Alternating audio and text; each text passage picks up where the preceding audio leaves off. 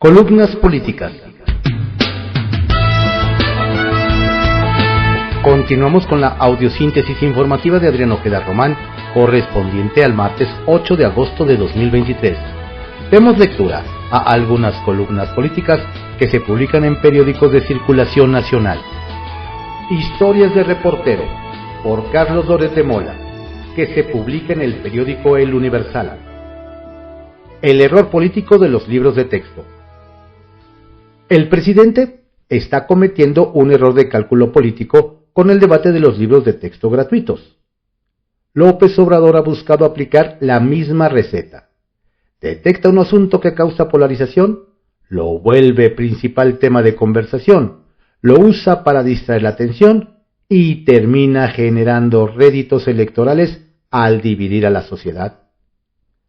Lo de los libros no cae tan fácilmente en el machote. Es cierto que esta discusión le ha permitido romper la narrativa de los últimos días, dominada por la aspiración presidencial de Xóchitl Gálvez, que desdibuja sus corcholatas. También es cierto que es un tópico que genera polarización y lleva a sus adversarios a cometer errores como lo de arrancar las páginas. Lo que no está midiendo el presidente es que es un enorme sector de la población que no está inmerso en el ajetreo político del día a día. Ha reaccionado con molestia a estos nuevos libros. Mamás y papás enojados porque a sus hijos les están quitando matemáticas para enseñarles el rollo de que al presidente le robaron la elección del 2006. En los nuevos libros permea un modelo hiperideologizado y conformista que me parece que no empata con la manera de pensar de muchísimos mexicanos. El problema no son las erratas, siempre las hay. No es la fecha de nacimiento de Benito Juárez o el error en una de las operaciones con fracciones. Ni siquiera es la falta de rigor en la infografía de los planetas. El problema es el uso de la educación pública para la difusión de falso evangelio obradorista. La historia de México según él, la política mexicana según él, la satanización de las aspiraciones del individuo, la condena del éxito económico, la minimización de las matemáticas por considerarlas neoliberales, el despreciar la ciencia porque dicen que sirve a los intereses económicos de grandes corporativos, el abuso de emplear los libros de texto gratuitos para propagar los rencores electorales del presidente, ensalzar su figura, denostar a sus rivales y hasta exonerar a su corcholata favorita de uno de los escándalos de su trayectoria.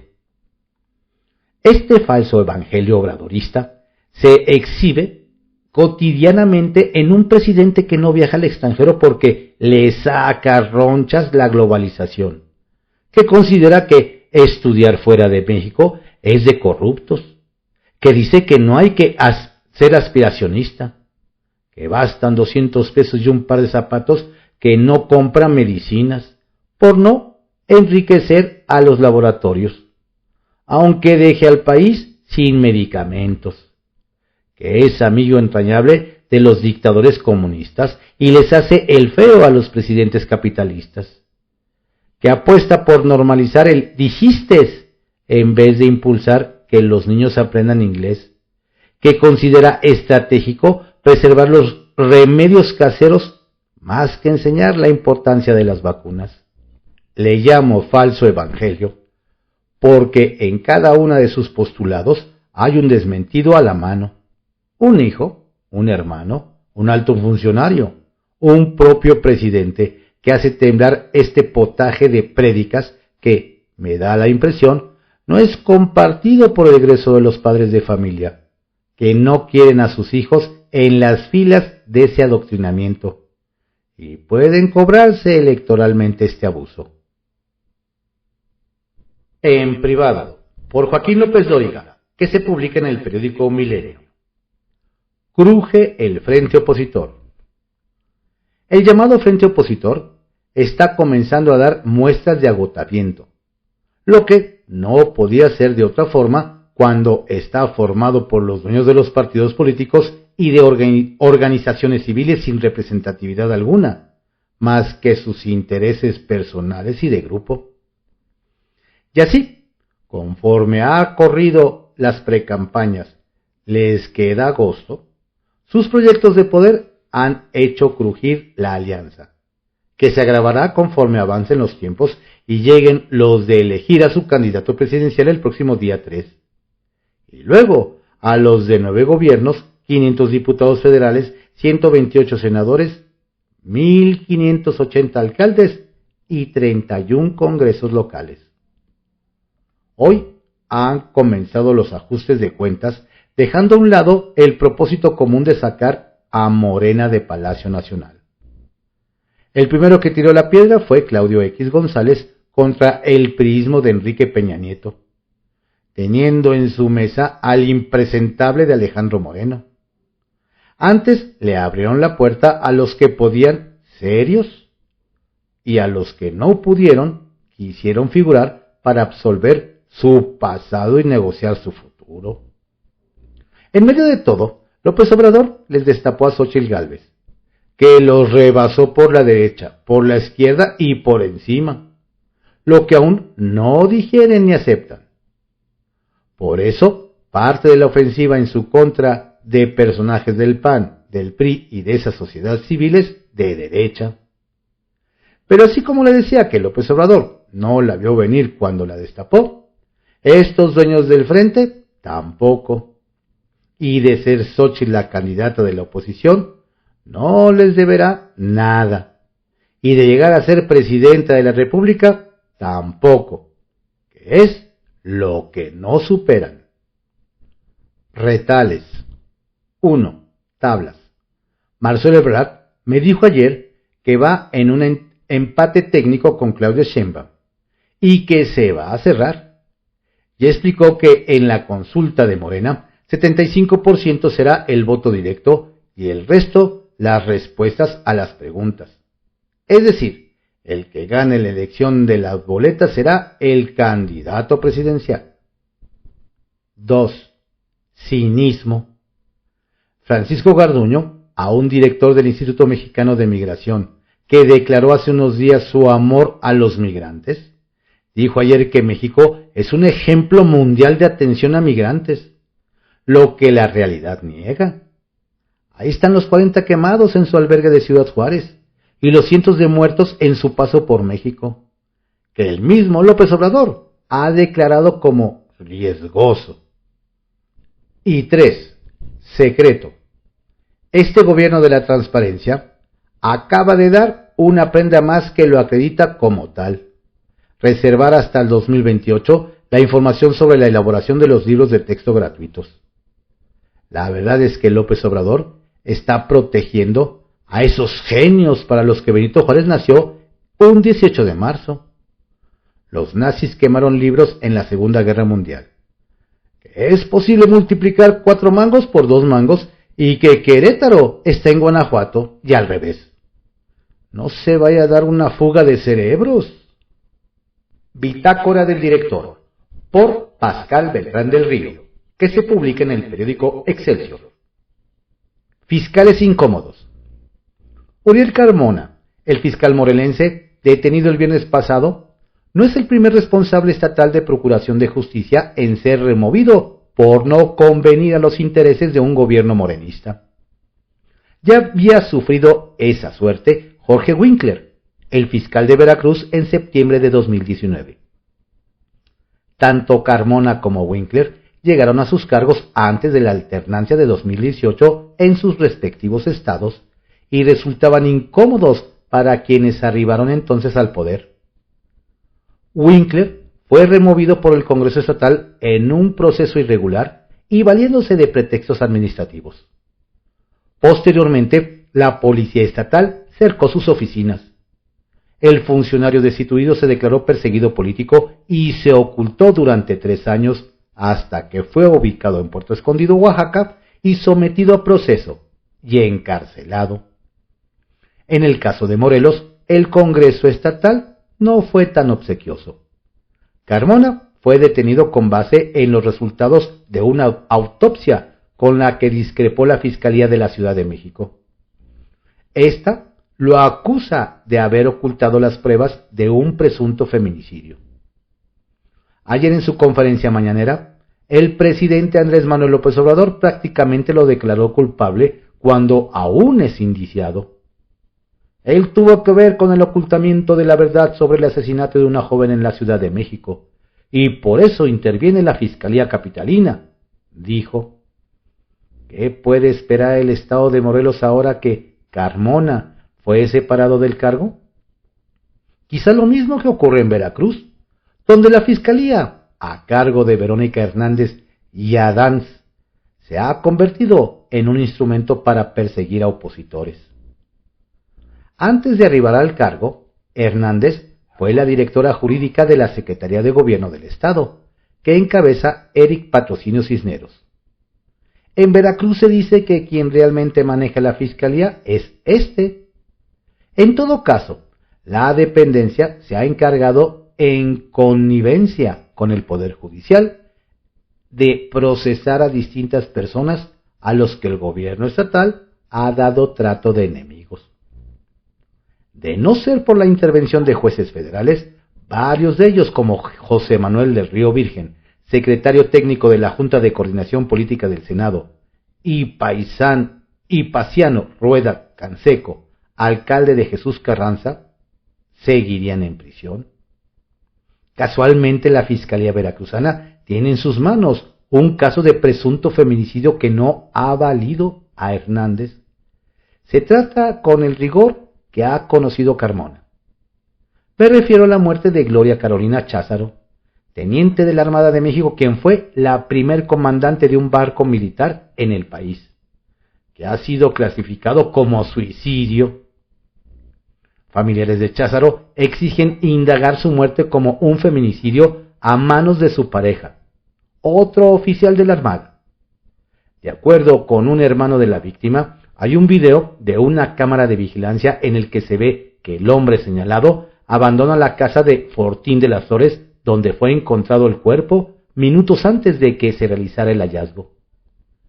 Denuncia además que la investigación ha sido deficiente, pues las pruebas periciales se levantaron 2 semanas después.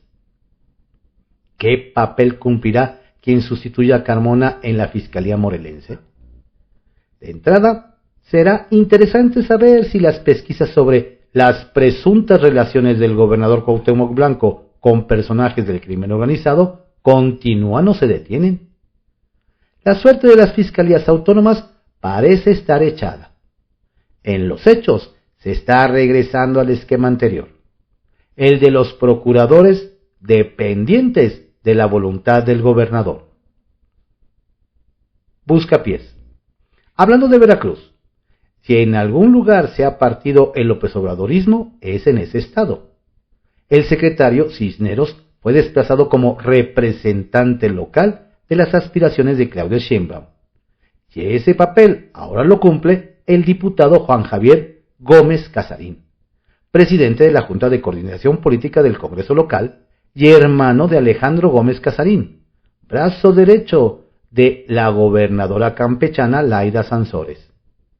Cisneros, quien aspira a la gubernatura, es de los escasos altos funcionarios morenistas en haber sido criticado en la conferencia mañanera, curiosamente por promover su imagen. Capital Político, por Adrián Rueda, que se publica en el periódico Excelsior. Salvan el cuello a Cuauhtémoc. Luego de que en Palacio Nacional declaran que la detención del fiscal Uriel Carmona fue legal porque en la Ciudad de México no sirve la inmunidad contra los delitos del fuero común, los diputados locales pusieron sus barbas a remojar. Los curulecos tendrían que ir haciendo a la idea de ponerse flojitos y cooperando con su voto para ratificar a Ernestina Godoy como fiscal capitalina, cargo que vence en noviembre y en el que se quiere quedar 4 años más. Aunque lo de fiscal capitalina es un decir, pues dejó en claro que gusta de impartir justicia en el estado que se le antoje, como el caso de su homólogo Tlahuica, al que apresó porque no le gustó la investigación sobre el crimen contra una joven capitalina, cuyo cuerpo apareció en Morelos. A Ernestina no le importa poner en entredicho el federalismo, pues según su entender, tiene facultades legales para juzgar el trabajo del fiscal de otro estado y pedir su detención aunque el delito por el que lo acusa no exista en la entidad donde presuntamente fue cometido. Porque Godoy acusa a Carmona de algo que existe en el Código Penal de la Ciudad de México, pero no en Morelos. De cualquier forma, procedió, brincándose todas las leyes según los expertos. Esto sienta un pésimo precedente, pues por ejemplo, este fin de semana ocurrió la trágica muerte de un empresario que se divertía en la Ciudad de México y apareció muerto en el Edomex. Aún no se saben las causas, aunque se empezó a hablar de probable broncoaspiración. La autopsia no se conoce. Pero ¿qué pasaría si la Fiscalía del Estado de México decreta que sí se broncoaspiró y Ernestina no estuviera de acuerdo? ¿Le armaría una carpeta a su homólogo mexiquense y procedería contra él porque la fiesta inició en la capital? Antes era impensable, pero después de lo que hicieron con Carmona, todo puede pasar porque parece que el país regresa a la época en donde todo se decide desde el centro. Es claro que el caso no fue armado por Ernestina, no tiene esas capacidades, sino que los de arriba la usaron para vengarse del fiscal morelense y de paso salvarle el cuello a Cuauhtémoc Blanco, que tiene varias carpetas abiertas en la entidad. El fiscal está en el reclusorio sur de la Ciudad de México por su supuesta obstrucción de la justicia en un caso de feminicidio. Como es obvio que no lo podrán tener mucho tiempo ahí, debido al cúmulo de irregularidades en su detención y proceso, en cualquier momento le aparecerán carpetas por delitos mayores para que pase un rato a la sombra y deje de estar jorobando más a Cuauhtémoc. Quienes conocen a Carmona afirman que no es ningún angelito y que el manejo del caso del feminicidio que suscitó el problema fue un auténtico cochinero. Pero eso no quita lo asqueroso de su detención. Hace poco diputados capitalinos andaban preocupados porque la Constitución Política de la Ciudad de México los dejó sin fuero para delitos del fuero común. O sea, que pueden ser aprendidos como cualquier hijo de vecina. Ahora les queda claro que Godoy no tiene empacho en inventar delitos y torcer la ley para entambar a quien le digan. Qué bueno que el fuerte de la 4T no es la venganza, sino centavitos. Por cierto, resulta que Fernando el Tiburón Medina, agresor de un adolescente en un subway de San Luis Potosí, cuyo caso se hizo viral por la violencia del sujeto, es militante activo y cofundador de Morena en el 2013, según registros difundidos ayer. Claro que eso no quiere decir que todos los morenistas sean así, solo es anécdota. Uso de razón, por Pablo Iriar, que se publica en el periódico El Financiero. La metamorfosis de Lorenzo Meyer. Una mañana, tras un sueño intranquilo, Gregor Samsa se despertó convertido en un monstruoso insecto. Así arranca la obra cumbre de Franz Kafka. Es tentador usar el párrafo inicial de la metamorfosis como metáfora para describir al doctor Lorenzo Meyer, pero no resulta del todo exacto. Meyer no se transformó de la noche a la mañana de intelectual a propagandista, de académico a cuentacuentos, de articulista prestigiado a impostor sin escrúpulos. Más bien, fue un proceso paulatino, por así decirlo. Esta reflexión viene a cuento porque, en la actualidad, Meyer es visto, a falta de mejores exponentes en el ambiente intelectual, como una suerte de conciencia moral de la izquierda en México. Tal vez tuvo prestigio, pero lo perdió junto con el decoro académico y su soberanía intelectual. El domingo, Meyer publicó que el presidente López Obrador lleva a México por la senda de José María Morelos. Nos dice pues que donde veamos a un destructor en realidad hay un héroe de la patria. Textual. Al parecer, el virus en 2020, el presidente no optó como lo demandó el Consejo Coordinador Empresarial, por condonar impuestos ni dar estímulos fiscales al sector empresarial, sino que decidió aprovechar la coyuntura para acelerar el arranque de su proyecto de largo plazo. Dejar atrás el neoliberalismo y empezar a dar contenido al lema de primero los pobres. Y por eso se desoyó al Consejo Coordinador Empresarial y en cambio se incrementó el gasto en salud pública, en programas sociales y de infraestructura. Los que más sufrieron con la pandemia fueron los pobres.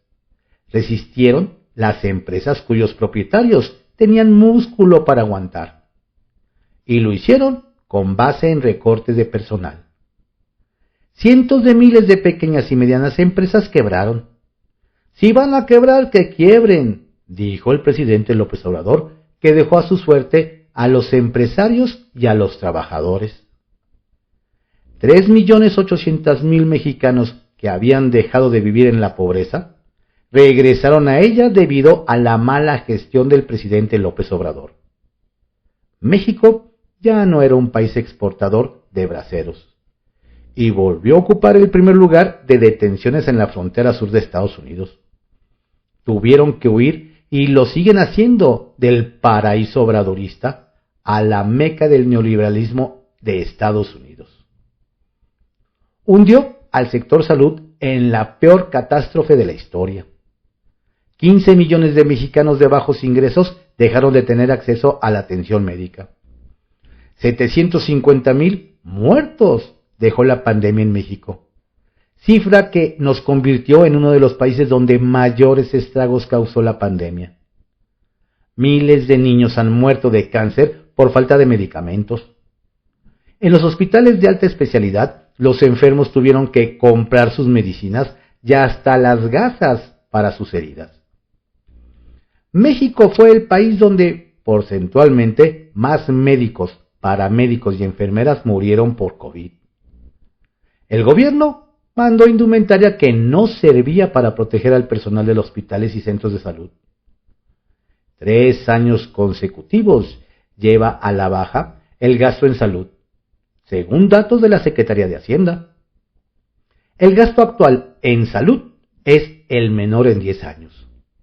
Infraestructura: un tren en la selva, una refinería en un pantano y pagar por destruir un aeropuerto no generan desarrollo ni distribuyen riqueza. Es tirar el dinero de los contribuyentes. ¿Dónde están las nuevas carreteras en Chiapas, Oaxaca, Campeche? Nada. 5 años de despilfarro demencial de los recursos públicos y un retraso atroz en infraestructura. ¡Qué maravilla de José María Morelos tenemos en Palacio Nacional!, agrega Meyer en su artículo dominical.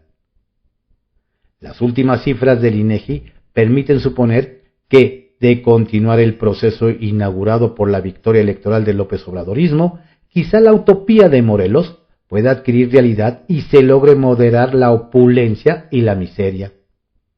Las últimas cifras del INEGI nos muestran que el Producto Interno Bruto ha vuelto a crecer 3.7% en los 2 últimos trimestres, lo que se encaja bien a nivel mundial. Cierto, disminuyó un poco la pobreza en esta reciente medición, luego de haberla aumentado. Reparto de dinero que beneficia más a quienes no lo necesitan. El crecimiento de 3.7% del PIB en 2 trimestres que señala Meyer se da luego de haber tirado la economía a menos 8.2%. Y al final del sexenio el crecimiento promedio habrá sido por debajo de 1%. Un último dato para no abrumar referente al principal instrumento para superar la pobreza. Educación. Entre el ciclo escolar 2018-2019 y 2022-23, la matrícula en educación básica y media superior perdió 1.570.000 estudiantes. Por cierto, ¿dónde publica Lorenzo Meyer sus alabanzas al señor presidente? En un gran diario que ha sido agredido en 456 ocasiones por el presidente López Obrador. Cifras de Sprint, taller de comunicación que dirige Luis Estrada. Como un medio que miente, pues está al servicio de los corruptos y los conservadores. Ni una palabra en defensa del Universal ha escrito Meyer. Tal vez la línea anterior diga más acerca de quién es Lorenzo Meyer que todas las cifras contenidas en esta columna. Francisco Martín Moreno escribe su artículo en el periódico Reforma. Con nuestros niños, no. El libro de texto gratuito es el resultado de uno de los esfuerzos más consistentes del Estado mexicano para promover la evolución del ciudadano en las ciencias, en las artes, en la historia, en la ética, en el civismo y en el saber universal. En resumen, debe construir uno de los pilares de la política educativa del gobierno. Una de las formas más eficientes para demostrar la importancia que López Obrador le otorga a la educación consiste en comparar el currículum de Jaime Torres Bodet, el padre de los libros de texto en el año 1959, con el de Leticia Ramírez Amaya, la actual secretaria de Educación en la 4T. Torres Bodet dirigió el Departamento de Bibliotecas, fue secretario de Relaciones Exteriores, director general de la UNESCO y 2 veces secretario de Educación Pública. A lo largo de su vida, promovió la educación, la lectura, la construcción de escuelas y bibliotecas, la edición de libros y revistas y fue un gran prolífico escritor, miembro de la Academia Mexicana de la Lengua. Por su parte, Ramírez Amaya es profesora, líder sindical y funcionaria pública mexicana, miembro de Morena. ¿Está claro? Torres Bodet invitó a la creación de los libros de texto gratuito a personajes como Martín Luis Guzmán, al historiador Arturo Arnaiz y Frey, al poeta José Gorostiza y a los escritores Agustín Yáñez y Gregorio López y Fuentes, además de 6 vocales y una docena de colaboradores pedagógicos. Entre los invitados por AMLO y Ramírez se encuentran Marx Arriaga. Sí, Marx, aunque usted no lo crea. El director de materiales educativos, Asadi Loaiza, encargado del diseño de los libros de texto de la SEP. Un venezolano, ex colaborador de Chávez y de Maduro. Y Luciano Concheiro, subsecretario en la SEP, quien sostiene lo siguiente en pleno siglo XXI. Festejar el comunismo desde nuestro país nos parece esencial en este momento, si lo que pretendemos es transformar nuestra lacerante realidad. ¿Habrá visitado La Habana y conversado con los cubanos que se presten a ello? ¿Por qué los libros de texto gratuito para primaria fueron impresos violando el proceso de elaboración establecido en la Ley General de Educación, sin publicar previamente los planes de estudio en el diario oficial para que los materiales pudieran ser consultados por los profesores, pedagogos, expertos y padres de familia de todo el país? ¿Por qué ocultó por 5 años la información de las supuestas asambleas realizadas para llevar a cabo las consultas públicas en el propósito de reformar los planes de estudio y los libros de texto gratuito en el 2023, a espaldas de la sociedad mexicana? ¿Qué esconde de nueva cuenta la 4T? ¿El objetivo es ampliar la base de más millones de pobres para comprar su voluntad con recursos públicos? La respuesta solo puede ser afirmativa, pues los nuevos textos confunden, desvían, desorientan y ocultan información vital para los educados. Caben desde luego amparos en contra de esta nueva reserva, además de las que se han impuesto para ocultar el destino del ahorro de los mexicanos. En Finlandia, los niños y jóvenes son el principal tesoro nacional, los portadores de futuro, en tanto los docentes constituyen el segundo tesoro. Pues ser maestro representa un justificado timbre de respeto, de orgullo y de admiración social.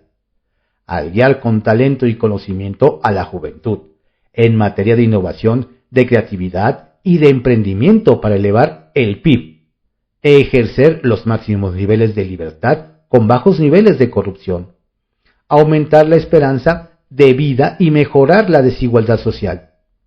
De ahí que Finlandia sea el país más feliz del mundo.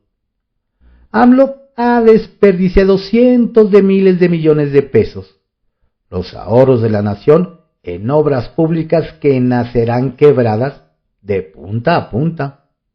Ha lastimado gravemente la marca México, deprimido el crecimiento económico de nuestro país, atentando en contra de la salud y de la seguridad pública, pero comprometer el futuro de nuestros hijos en el mundo de la alta tecnología y de la inteligencia artificial, no habremos de permitirlo.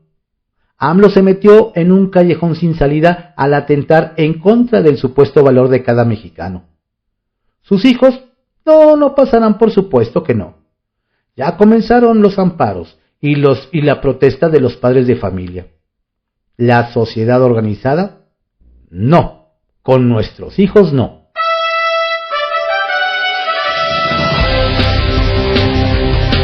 Estas fueron algunas columnas políticas que se publican en periódicos de circulación nacional en la audiosíntesis informativa de Adrián Ojeda Román, correspondiente al martes 8 de agosto de 2023.